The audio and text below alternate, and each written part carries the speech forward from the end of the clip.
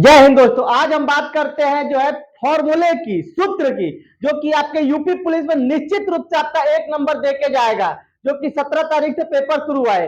दोस्तों एक बात और, अगर आप जो है उत्तर प्रदेश में जिस भी सेंटर पे जा रहे हैं, अगर दूसरे डिस्ट्रिक्ट से आ रहे हैं तो एक दिन पहले पहुंचिए। मतलब 17 को है तो 16 को नाइट पे पहुंच जाइए, और निश्चित रूप से अपने सेंटर पे 2 से 3 घंटा पहले पहुंचिए।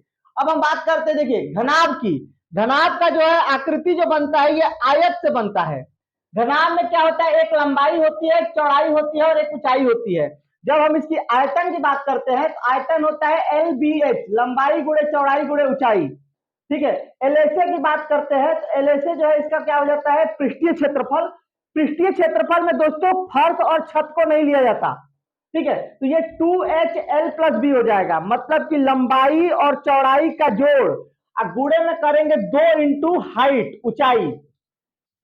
अब बात करते हैं total surface area. Total surface area में चारों दीवालों के साथ साथ जो है फर्श का भी और ऊपर के छत का भी लेते हैं।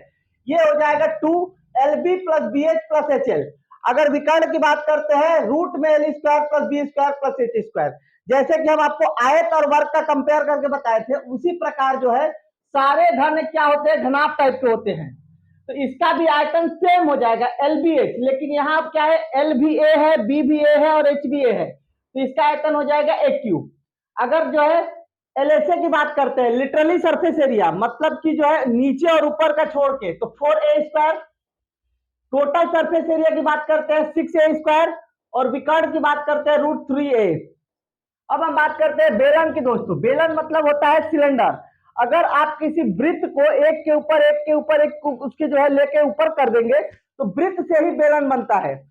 अब हमें पता है कि आयतन क्या होता है। आयतन मतलब उसके अंदर कितना मटेरियल भरा जा सकता है। तो अगर वृत्त का जो क्षेत्रफल होता है उसको ऊंचाई बराबर उठा दीजिए, यानी कि आयतन πr², πr होता है वृत्त का क्षेत्रफल πr², और उसको h ऊंचाई तक उठा दोगे तो πr²h।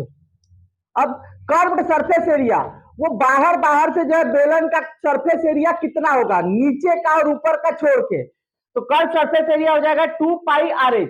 मतलब जो हमारा वृत्त का परिधि होता है दोस्तों, वो परिधि को h ऊंचाई तक उठा दो तो क्या हो जाएगा, बेलन का curve surface area. Total surface area की बात करते हैं दोस्तों, तो 2πrh पहले से था कर्व सरफेस एरिया, और नीचे की सतह और ऊपर की सतह मतलब कि वृत्त है तो πr² और πr², 2πr² ऐड कर दोगे तो यहां से 2πr कॉमन हो जाएगा, h+r हो जाएगा। अब हम दोस्तों बात करते हैं शंकु की। बेलन का जब 1/3 भाग, जैसे ये बेलन है हमारा, एक बेलन ये है, ये दोनों बेलन को अगर यहां से हम इसको इससे काट दें 1/3 भाग, तो बेलन से ही शंकु का निर्माण होता है। तो इसका जो आयतन होता है, बेलन का आयतन πr²h, इसको 1/3 से भाग दे दीजिए। अब यहाँ पे L की वैल्यू कैसे ज्ञात करते हैं, तिर्यक लंबाई L होता है, तो L बराबर हो जाएगा रूट में h² + r²। पाइथागोरस प्रमेय हम लगा देते हैं। ठीक है, लंब का स्क्वायर आधार का स्क्वायर बराबर जो है कर्ण का स्क्वायर, तो L बराबर क्या हो जाएगा, रूट में h² + r²। Curved surface area, curve surface area मतलब ये वाला भाग। ठीक है, तो कर्व सरफेस एरिया πrl होता है। टोटल सरफेस एरिया में πrl जो है, कर्व सरफेस एरिया πrl में जो है, πrl में नीचे वाले वृत्त का क्षेत्रफल जोड़ दोगे तो πr², कॉमन क्या हो गया πr, तो कोष्टक में πr + l + r। दोस्तों गोला, देखिए गोला बहुत ही इंपॉर्टेंट फैक्टर है फिजिकल के भी हिसाब से। गोला भारी होता है, वृत्त से 4 गुना मान लेना। तो गोले का आयतन, वृत्त का क्षेत्रफल क्या होता है, ये क्यूबॉइड है, तो πr³ को 4/3 से जो है गुणा कर देना, तो गोले का आयतन होगा 4/3 πr³। टोटल सरफेस एरिया देखिए, वृत्त का πr², इसको 4 गुना कर दिए तो 4πr² हो गया। अर्धगोले की बात करते हैं दोस्तों, अर्धगोले की अगर हम बात करते हैं तो गोला का आधा कर दीजिए, तो 4/3 πr³ को 2 से भाग दे देंगे, 2/3 πr³ हो गया। अब इसमें कर्व्ड सरफेस एरिया ये वाला भी आ जाएगा।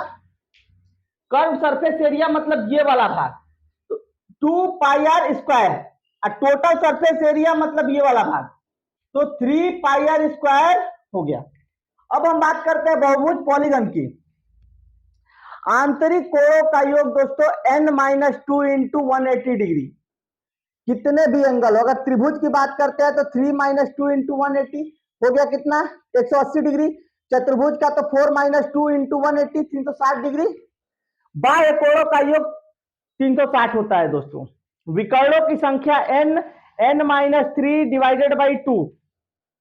समबाहुभुज प्रत्येक आंतरिक कोण n-2 divided by n into 180 degree और प्रत्येक बाह्य कोण 360 डिग्री डिवाइडेड बाई n।